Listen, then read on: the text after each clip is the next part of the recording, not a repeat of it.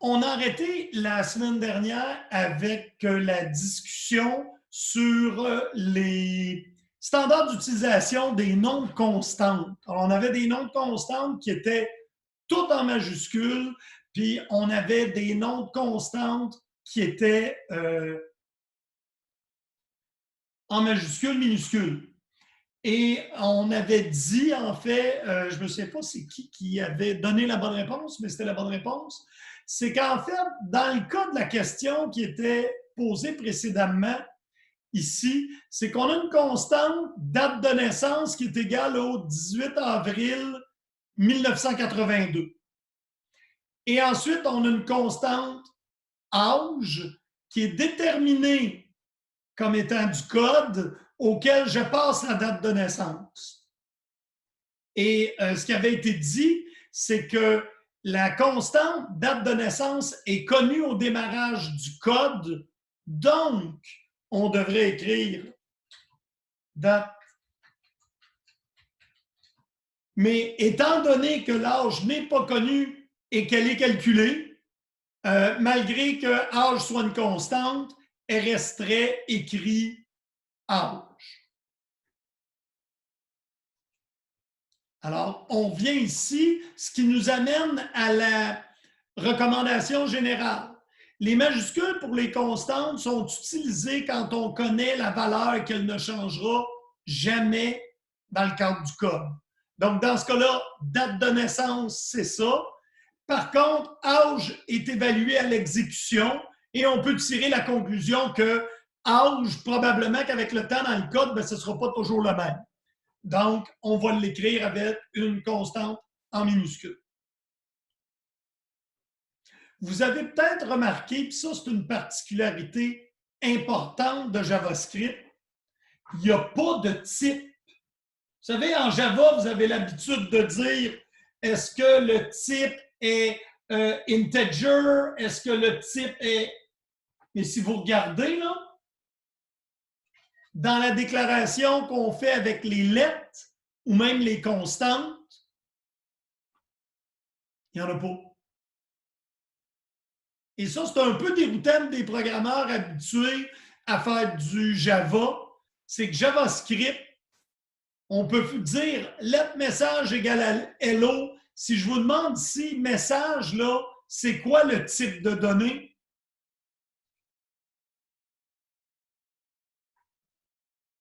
Soyez pas gênés. Un string? Oui, effectivement, c'est une chaîne de caractères. Donc, dans le cas où c'est une chaîne de caractères, qu'est-ce qui se passe en dessous si je fais message est égal à 1, 2, 3, 4, 5, 6? Erreur. Non, c'est ça qui va vous prendre quelques petites secondes à avaler. En 5 secondes,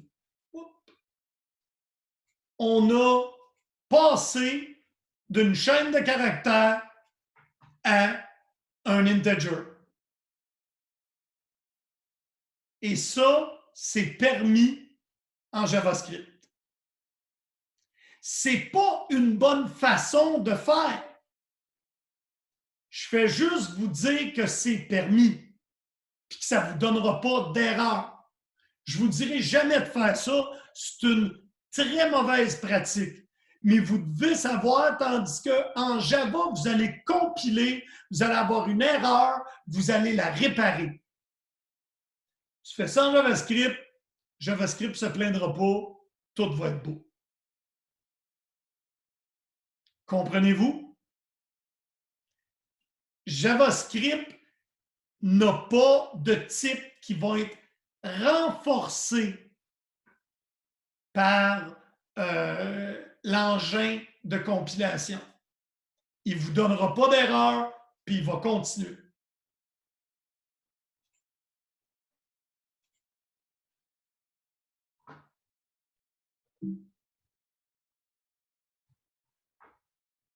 Mais il y a quand même des types.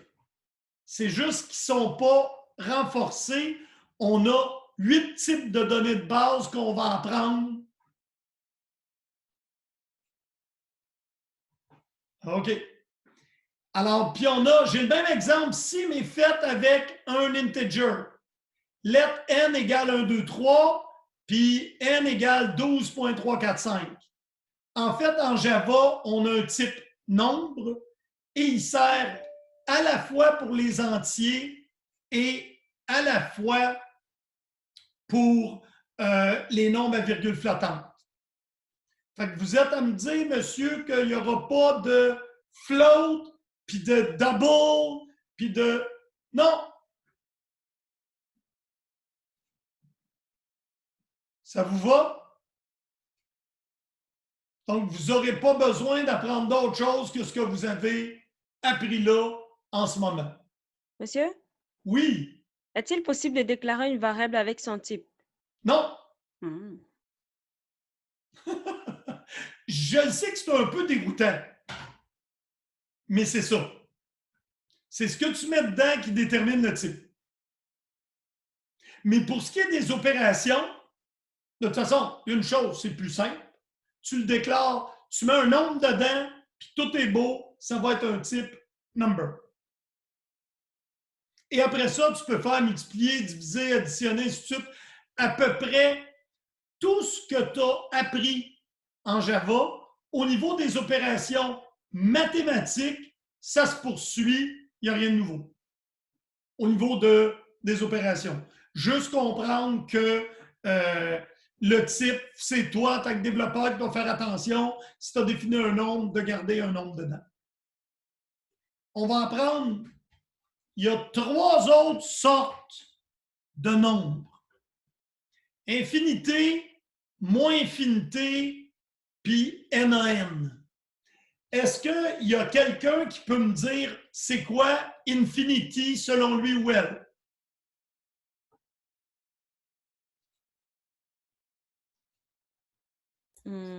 Pour moi, c'est l'ensemble des nombres positifs qui existent.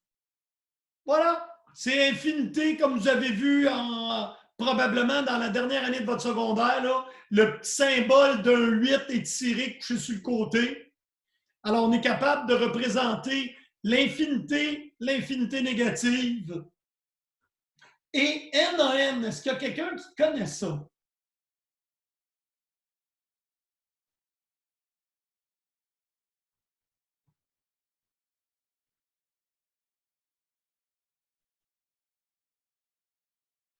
C'est not a number. Alors, si tu évalues une expression, tu n'as pas mis un nombre dedans, tu la traites comme un nombre, tu vas recevoir not a number. On va regarder un petit peu plus bas qu'est-ce que ça a l'air. Parce que ça, il n'y a pas d'équivalent à JavaScript. Donc, not a number, n à n, habituellement, tu as ça si tu fais une erreur de calcul. Par exemple, c'est un alert si on prend une chaîne de caractères qu'on divise par 2. Tu vas avoir not a number. Et là, qu'est-ce que vous connaissez qui ressemble à not a number? Parce que si tu fais n'importe quelle opération, plus not a number, moins not a number, fois not a number, tu vas toujours obtenir un not a number. Vous souvenez-vous de quelque chose qu'on a vu dans le début du cours qui ressemble à ça?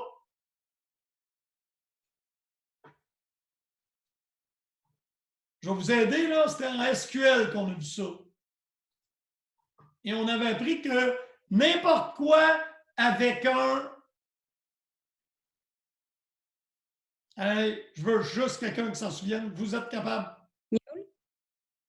N'importe quoi avec un nul, qu'est-ce que ça donne? Un nul. Voilà. Alors, un not a number, ça se comporte comme un nul.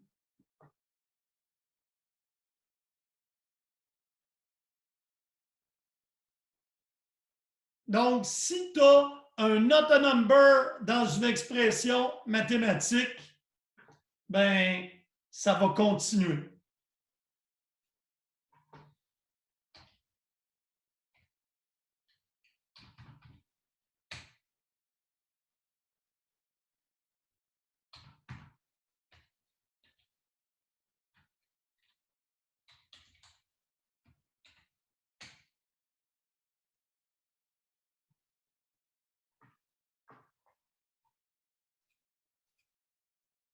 OK. En quoi sont différentes les opérations mathématiques en JavaScript qu'en Java?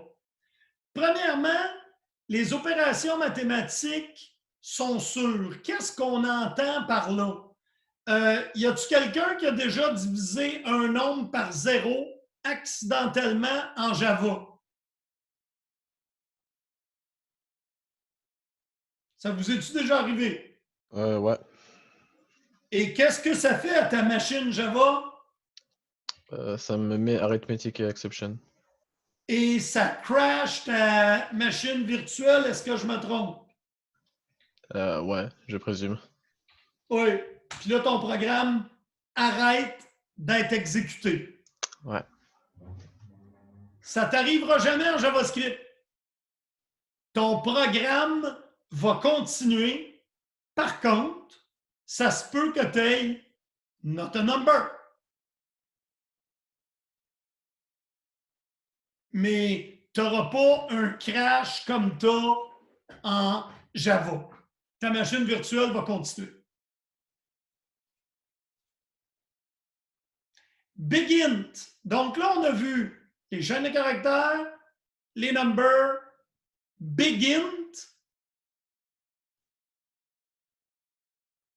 Number, comme vous le voyez, il y avait une limite supérieure à 2 à la 53. Je ne sais pas ça fait combien, là, 2 à l'exposant 53, là. Mettons que c'est gros. On se comprend? Mais si tu as besoin de mettre un nombre encore plus gros que 2 à la 53, tu peux avoir un big int.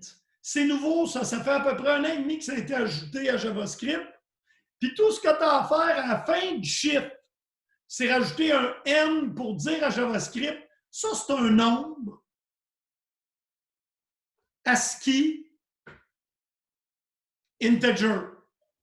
Fait qu'il va garder la chaîne de caractères comme étant un nombre. Tu vas être capable de t'en servir par après, mais il peut être aussi gros que tu vas le taper. Ça peut juste être un int. De toute façon, je ne pense pas que vous allez vous servir de ça dans vos programmes, mais si tu fais de la crypto, là, souvent, tu as besoin d'un immense entier. Donc, tu sauras que tu pourras te servir de Begin. OK. Maintenant, les chaînes de caractères, on les avait vues tantôt. Et là, on va voir 3 sortes de terminaisons de chaînes de caractères. En anglais, tu as des guillemets. En anglais, là, tu les vois, tu as double quote, single quote, puis backtick. Backtick, là, c'est des apostrophes, mais penchés vers la gauche. OK? Les guillemets, c'est comme des apostrophes doubles, ce que moi j'appelais en oracle, là. Les simples, c'est des apostrophes, ce que j'appelais des guidis en oracle. Et, monsieur, est-ce que c'est mieux d'utiliser des guillemets simples ou des guillemets doubles? En vérité, il n'y a à peu près pas de différence. Mais si tu veux mettre des guillemets doubles, ben, tu as le droit d'utiliser les guillemets simples pour le début et la fin, puis mettre des guillemets doubles sans les doubler comme on fait dans Oracle et vice-versa. Puis les backticks, on va apprendre, c'est quelque chose d'utile parce que ça nous permet de faire des remplacements dans une chaîne de caractères.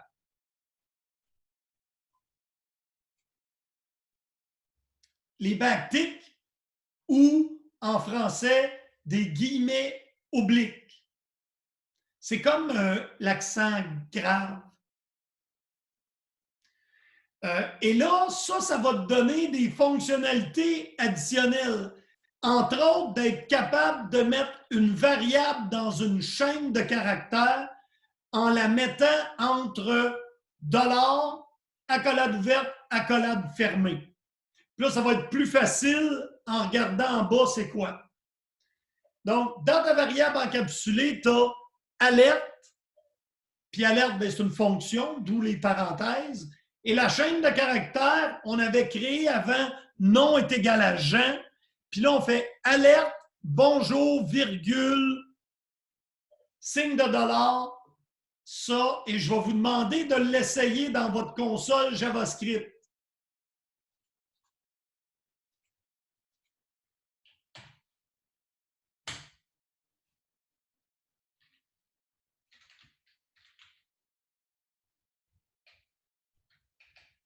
Donc, faites votre lettre dans la console, puis faites alert. Ça peut vous permettre de trouver vos backticks, qui est l'accent grave.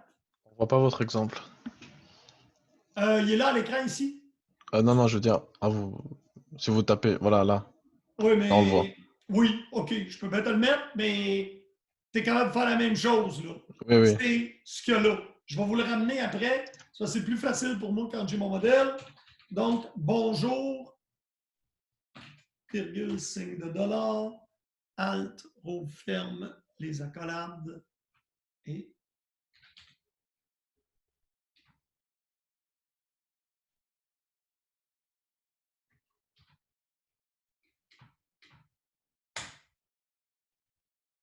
OK.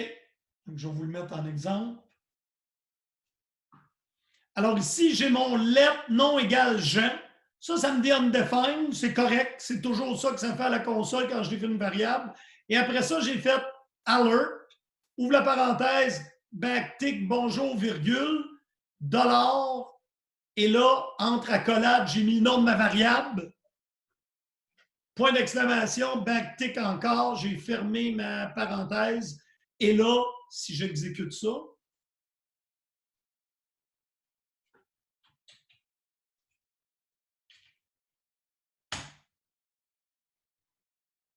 voyez-vous l'alerte qui m'a généré ici, là? Puis il a remplacé dollar par non.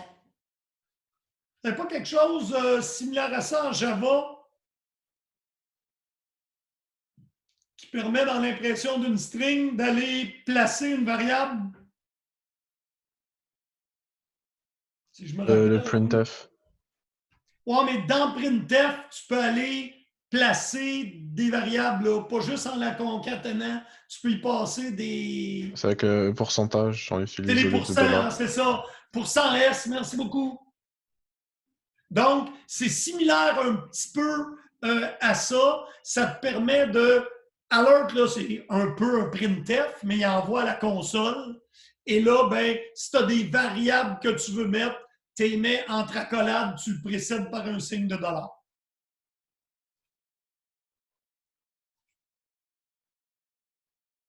OK.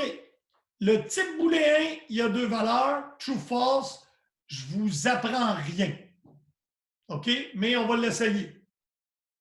Fais un let.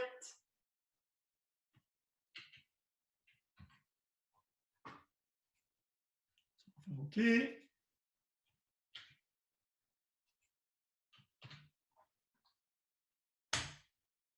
Donc, là, ça fait la comparaison à droite en premier. 4 est plus grand que 1. Qu'est-ce que ça retourne, ça?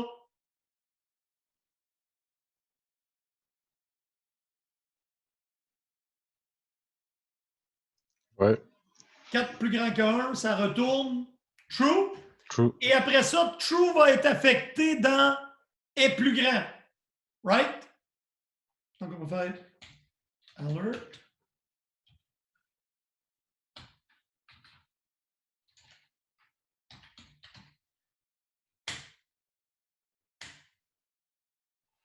Et voyez-vous, true.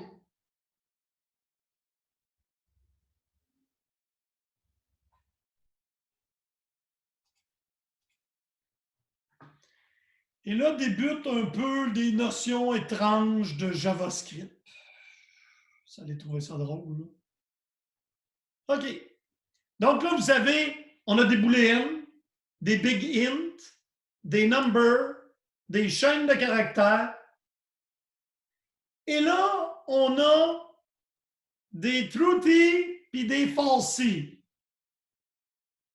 Monsieur, qu'est-ce que ça veut dire, ça? Ça veut dire que tous les autres types peuvent être aussi évalués de façon booléenne.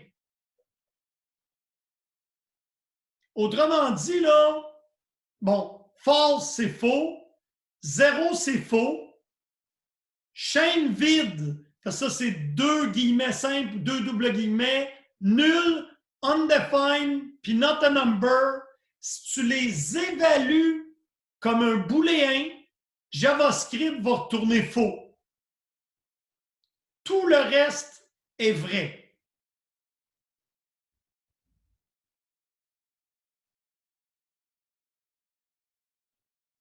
Si je fais if 0, then code, else code 2, qu'est-ce qui va se passer?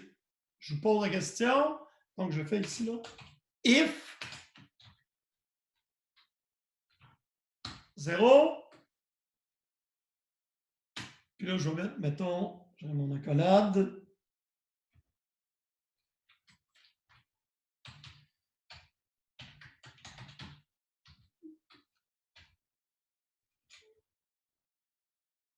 toute façon, je vais tout enlever ça après, là. Else.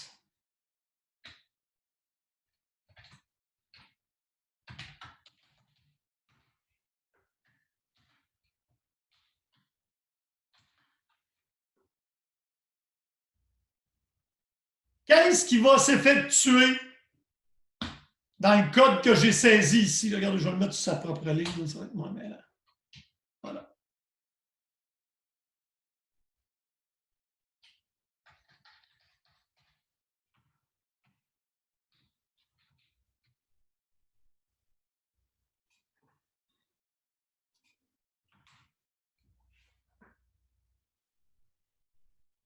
OK, il y a plein de monde qui me disent du code 2, c'est la bonne réponse. Pourquoi? Puis vous avez le droit à regarder la slide.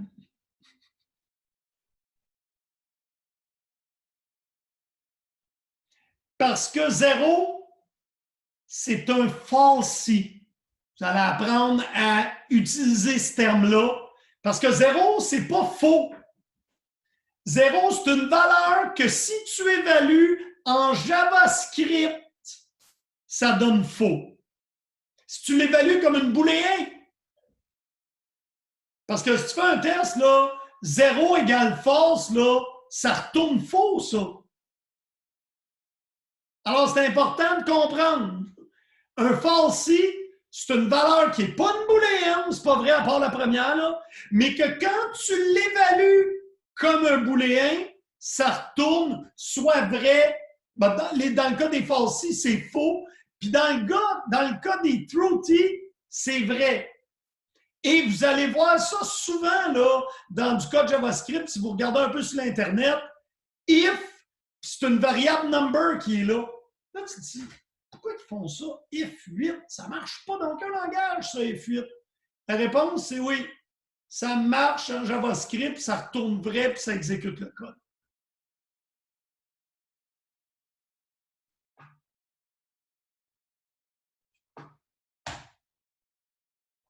Ceux-là, il faut que tu les saches. False, 0, chaîne vide, nul, undefined, puis not a number, c'était falsi. Tout le reste, c'est vrai. Donc, le 0, on vient de le faire, mais une chaîne de caractères qui contient le mot false, ça va être vrai. Chaîne de caractères qui contient 0, ça va retourner vrai. Puis là, vous allez voir les particularités de JavaScript. Là, t'es comme, ah bon, mais un tableau vide, c'est pas faux. Un objet vide, c'est vrai. Puis une fonction vide, c'est aussi vrai. Ça, je dis, il faut que tu retiennes ce qui est faux. Faux, c'est faux. C'est 0, chaîne vide, nul, undefined, not a number. Tout le reste va retourner vrai si tu l'évalues comme un booléen. Est-ce qu'il y en a qui ne sont pas à l'aise avec ce concept-là? Là? Parce que par la suite, si vous regardez du code en JavaScript, là, il y a un paquet d'affaires qui assument que tu comprends que tu peux faire un if avec une chaîne de caractères. Puis si elle ne se fait pas, c'est que ta chaîne de caractères est vide, c'est correct. Donc, tu ne fais pas le traitement du if. Tout est beau.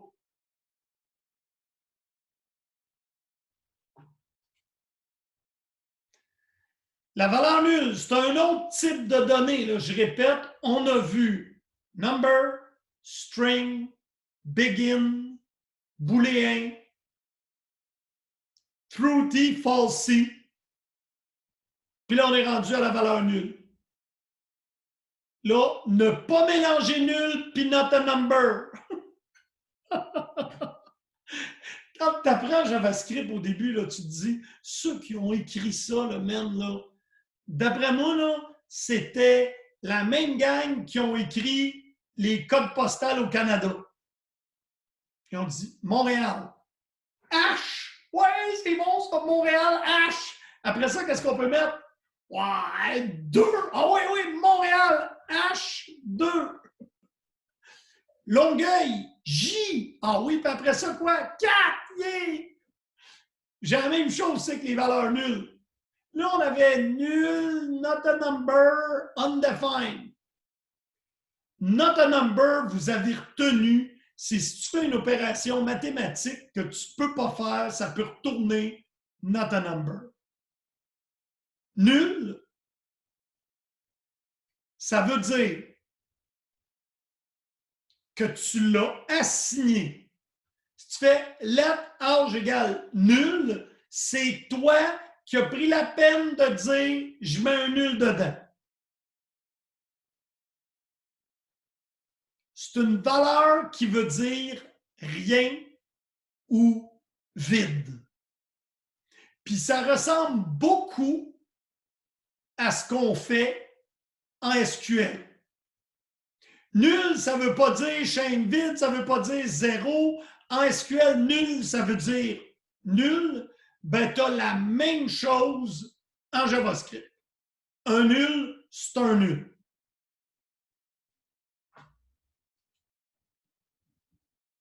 Undefined par rapport à nul, undefined veut dire qu'il n'a jamais été défini. Ça, on n'a pas ça en SQL. Ça veut dire que tu as fait let x. Donc, tu as défini x, mais tu n'y as pas assigné de valeur. Là, si tu demandes qu'est-ce que x a l'air, x est non défini. Allons voir ça. Let x. Je vais faire alert.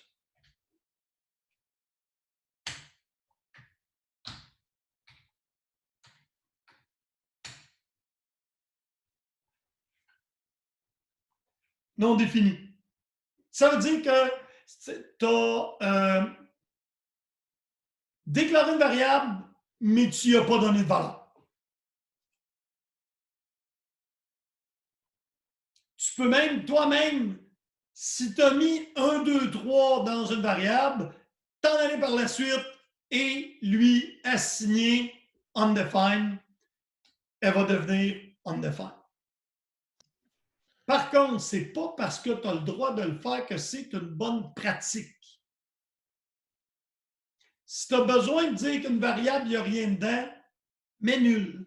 Laisse undefined représenter le fait qu'une variable a été déclarée, mais pas affectée. Ça va-tu jusque-là? C'est très théorique, mais c'est très différent de ce que vous avez vu en Java. Et ça, c'est les deux autres types. Le type objet, object, là, ECT, et le type symbole, c'est des spéciaux.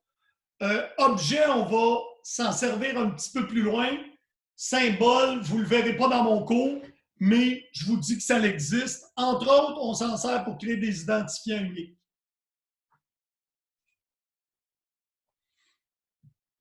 OK, là, on a fait, à partir de là, vous ne verrez pas d'autres types. C'est quoi les trucs qui sont importants pour les types? Ben, un, c'est que vous savez maintenant que vous devez faire attention quand vous travaillez avec des variables parce que tu pourrais accidentellement mettre une chaîne de caractères dans une variable number. Tu as un opérateur en JavaScript pour te dire c'est quoi le type de ta variable. Puisque selon ce que tu mets dedans peut changer de type, ben, ça prendrait une fonction pour savoir c'est quel type. Et cette fonction-là s'appelle typeof. Elle a deux formes. Soit tu fais typeof, puis au côté, tu mets l'opérande. Moi, j'aime mieux le type fonction. Tu fais typeof, puis entre parenthèses, tu mets ce que tu veux évaluer. Là, je vais donner un exemple. Typeof undefined, bon ben, c'est undefined. Typeof 0, c'est un number. Typeof 10n, quand tu mets un n au bout d'une chaîne de nombres, ça fait un begin. Typeof true, c'est booléen. Typeof foo, c'est string. Typeof symbol ID, c'est symbole. On y reviendra. Typeof math, c'est un objet. Nul, c'est un objet. Puis typeof alert, c'est une fonction. Là, j'en entends dire, monsieur, typeof nul, c'est un objet. Qu'est-ce que c'est ça? Nul, c'est un objet? Non. Non, nul, c'est pas un objet, mais malheureusement, et j'arrive ici, math, c'est un objet interne au langage, puis ça retourne objet. Le résultat de typeof nul est un objet. C'est pas vrai. Mais c'est une erreur officiellement reconnue dans fonction. Et quand ils ont voulu la réparer, ils ont dit, ils s'en sont rendus compte tellement tard, il y avait des milliers de sites web qui l'utilisaient. Et ils ont gardé ce bug-là pour des raisons de compatibilité. Je l'avais dit que JavaScript, des fois, c'est un peu particulier. Typeof alert, ben alert, c'est une fonction, alors ça retourne fonction. Mais il n'y a pas de type vraiment fonction. Les fonctions appartiennent au type d'objet. Mais bon, si c'est une fonction, il est traite différemment. Mais ça a le côté pratique que si tu l'évalues, tu le sais. Mais pour la librairie interne de JavaScript, il n'y a aucune idée si c'est une fonction ou un objet. Alors, tu dis, oui, mais monsieur, je ne veux pas avoir regardé toutes les diapos, moi, là, pour tout ce qu'on a vu. Tu t'en viens ici. Tu as 8 types en JavaScript qu'on appelle des primitifs, qui sont les types de base. Ce ne sont pas des objets. Number, begin, string, bool. Ça, c'est ceux que tu as l'habitude d'entendre régulièrement. Puis, null, undefined, objet, symbole.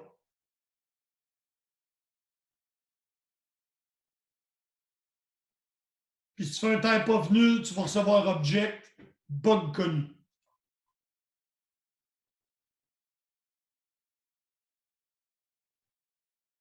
Faites l'exercice suivant. Donc, let non égale il y a. Et là, faites les alertes suivants en vous posant la question, qu'est-ce qui va me donner?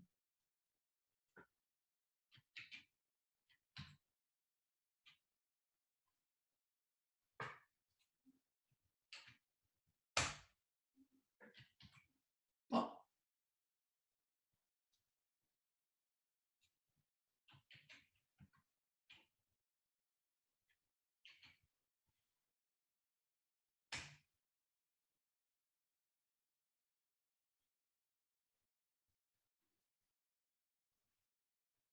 Aviez-vous deviné qu'il me donnerait LO1?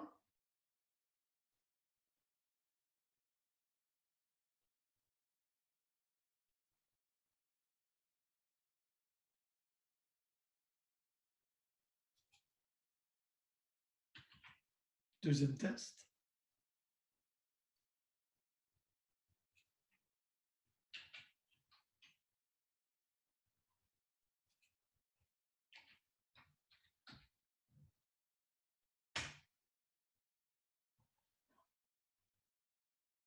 J'attends, il faut qu'il y ait quelqu'un qui me donne l'erreur. Pourquoi ça ne m'a pas donné il y a?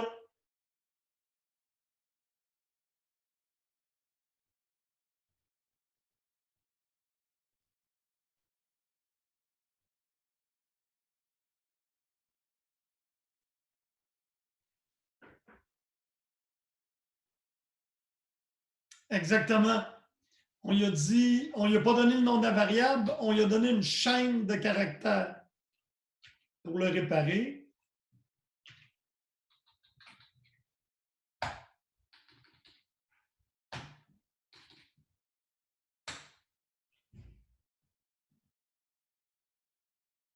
Oups, j'ai oublié ma parenthèse.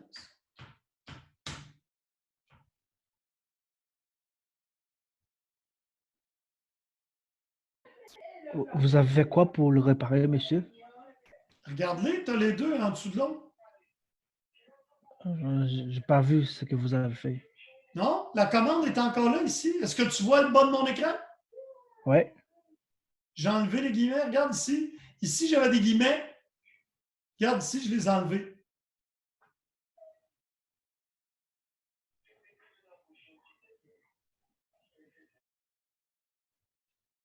Donc, si je m'en viens ici, ça ici, ça va faire... Oups. Ça va faire hello. Oh, regarde la minuscule, s'il te plaît. Quand je veux que tu me changes, tu me changeras. Si je vais avoir hello. Non. Si je vais avoir hello.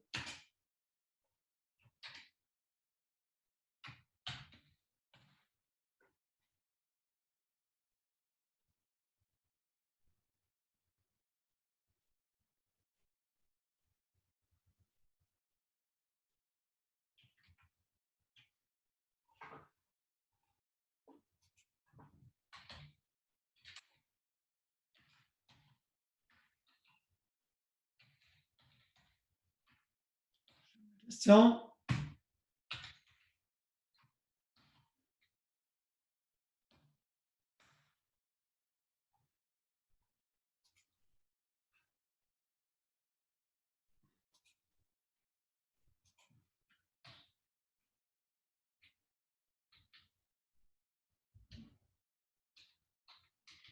It's 17 hours.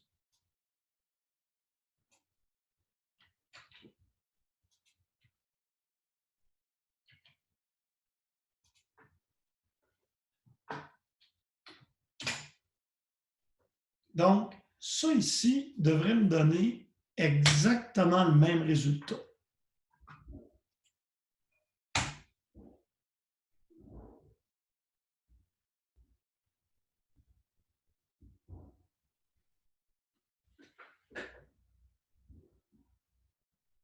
Ça te prend des backticks, Adriana. Backtick. Tu as mis des apostrophes, il faut que tu mettes des backticks. C'est comme l'accent grave. Alors, j'ai quelqu'un qui m'a dit, mais pourquoi on ne se sert pas de la concaténation? Et c'est une question qui est fort valable. Qu'est-ce qui se passe quand ma chaîne de caractères est ça de longue, puis je veux dire hello le nom, ceci est rédacteur, qui te dit que le produit.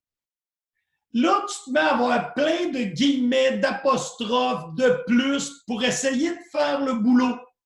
C'est sûr que dans le cas où tu as une petite chaîne de caractères avec une variable, la concaténation, parce que Christian était tombé dessus, plus c'est effectivement la concaténation, la même chose qu'en Java.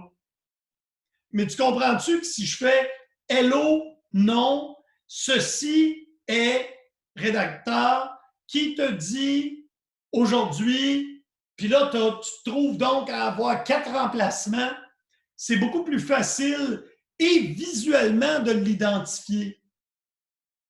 Donc, c'est pour simplifier la rédaction. Est-ce que ça répond à ta question, Christian?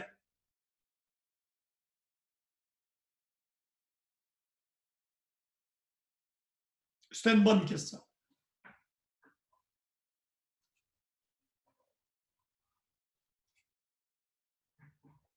Donc, les backticks, puis là, c'est ce qu'on vient de faire, fait que ça va aller rapidement. Ce qu'on a testé, c'est ce qu'il y a là.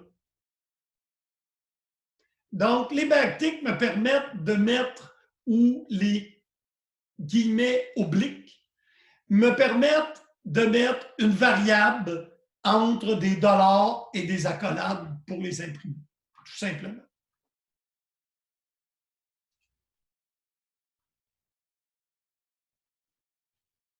Bon. Ça aussi, c'est une autre particularité de JavaScript. Printf aussi, par exemple. À Printf, tu peux y passer un nombre puis le convertir en chaîne de caractères. Hein? Parce que tu peux faire printf, un integer, puis il te retourne la chaîne de caractères imprimée. C'est la même chose en JavaScript.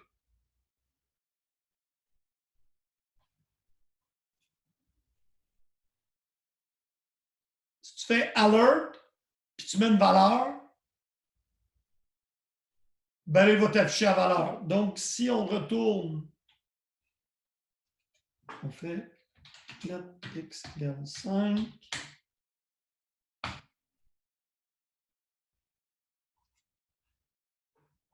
Okay. Let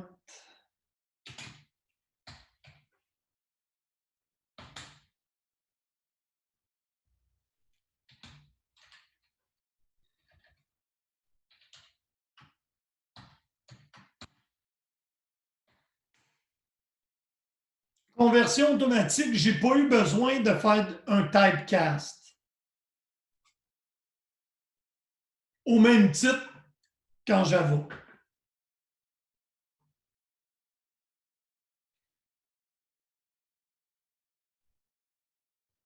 Et là, pause.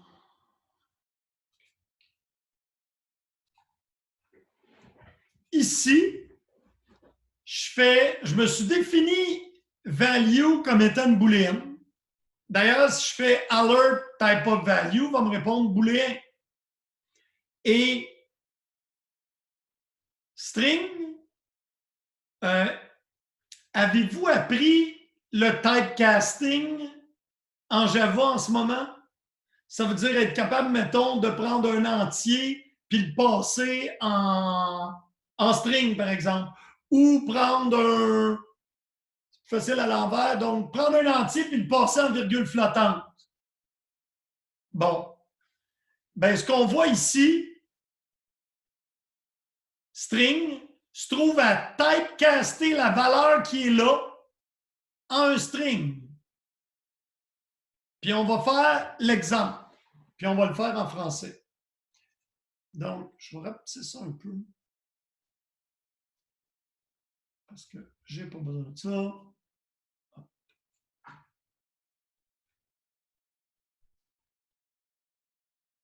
Hein?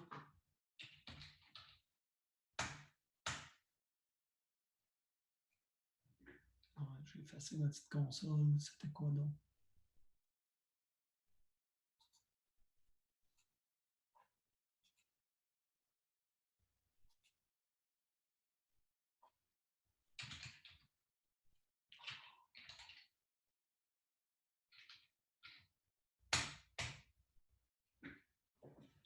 Non, j'ai un petit piton pour vider ma console.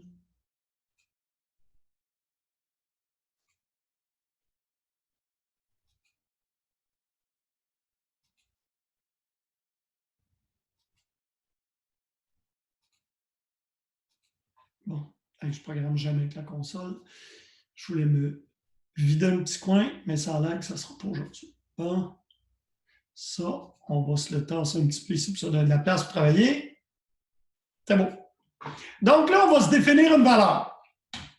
Let valeur égale là, si je vous demande le type de valeur est égal à quoi? Selon vous?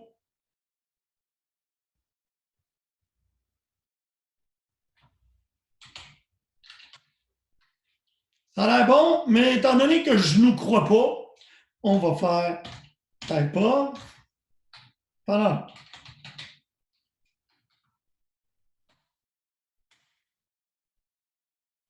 Oui, Priscille, tu avais raison. Il nous dit effectivement booléen. So far, so good. Là, je veux forcer le résultat de type of en string. Donc,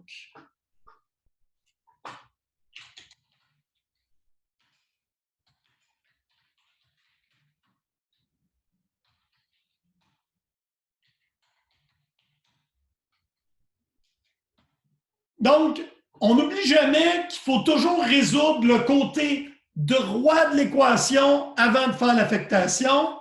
Alors, ça devrait prendre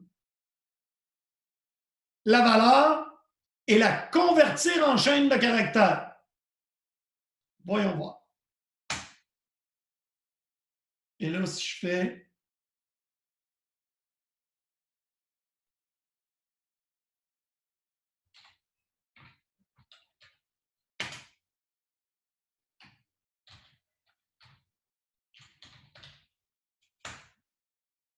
qu'est-ce qui est différent? Ça me dit true encore. Cette fois-ci, elle est entre guillemets ou c'est apostrophe? Mais on ne la voit pas. Pour la voir, on va être capable de faire le test égal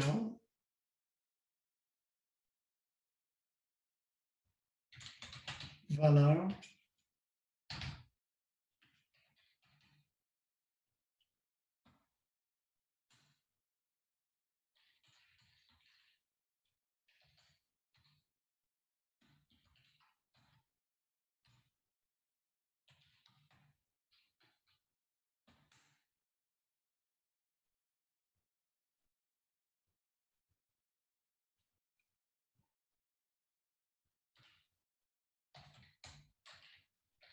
hop, alert.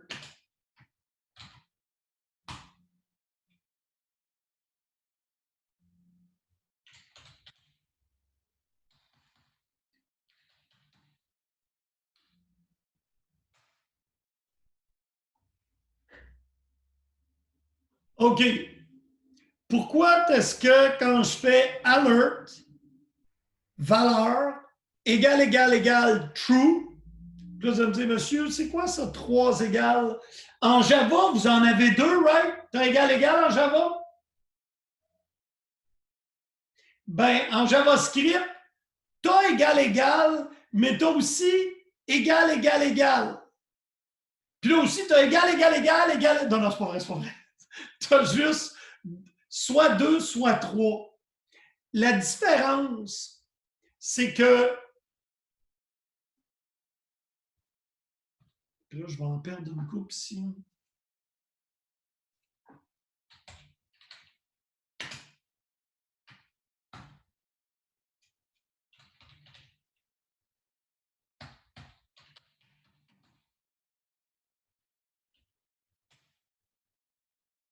Ah, OK.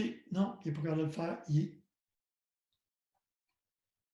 Non, ça affecte, c'est ça. Égal, c'est la comparaison. La même chose qu'en Java. Fait que quand je fais alert, valeur égal, true, il me retourne false. Ça veut dire que ce que j'ai dans valeur, c'est pas égal à true. Pourtant, comme on a vu tantôt, alert,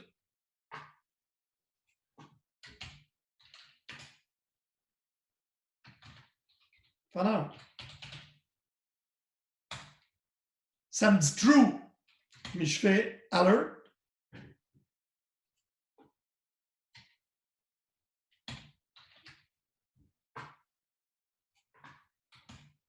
Alert. Type of de valeur.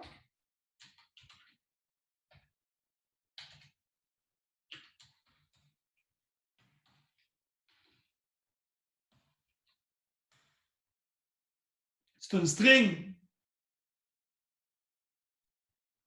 Alors, true, booléen, n'est pas égal à true string. Et la différence entre égal, non, true, tu n'as pas besoin de le mettre entre... Oui, si tu voulais le comparer, excuse-moi, tu n'as pas tort. Si on voudrait faire une comparaison qui retourne vrai, alert.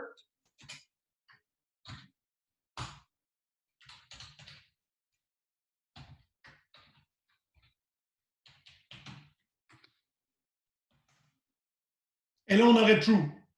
Ce qui est la preuve que valeur, quand je l'ai converti en mettant devant le mot string entre parenthèses, là, a vraiment fait une conversion.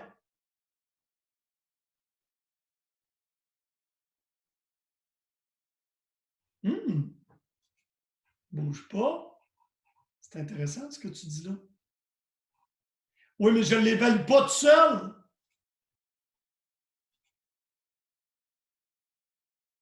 Mais tu as raison, une string remplie, c'est truthy. Mais. Mais c'est pas passé. Si je la comparais, il faut que je l'évalue. Je pourrais faire un if avec. Mais si je l'alerte, elle va me le sortir.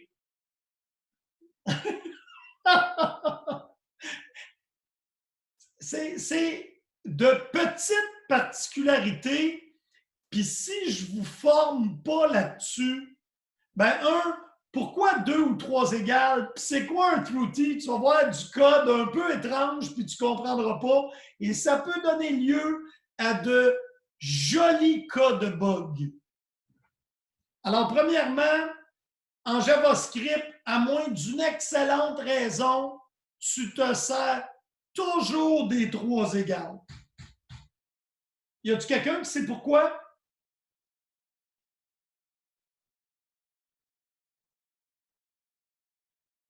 C'est le symbole de comparaison sur les 3 égaux.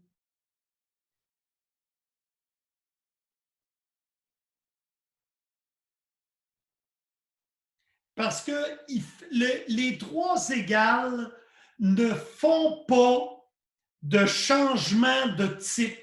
Et voilà, oui, Adriana. 2 égales, là, si j'ai true puis true, dépendant de l'ordre dans lequel je vais le mettre, là, puis on peut l'essayer. Alert.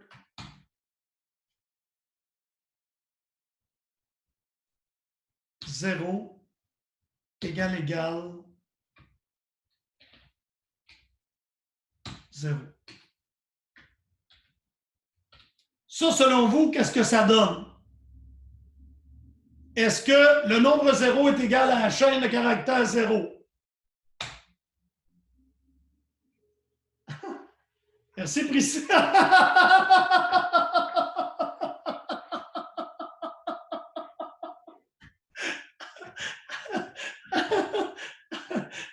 Quand j'ai commencé à travailler avec JavaScript, j'avais les mêmes réactions. C'était comme, mais c'est quoi ce langage à la con? Effectivement.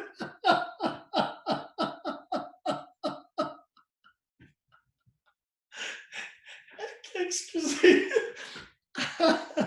Et oui, si on fait alert,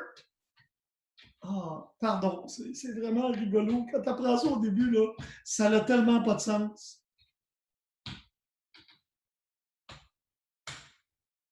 Maintenant, ça donne faux. C'est pour ça que je vous dis de toujours utiliser les 3 égales. À moins que tu veuilles vraiment qu'il fasse ce qu'on appelle en JavaScript, puis d'ailleurs, c'est assez récent, le triple égal.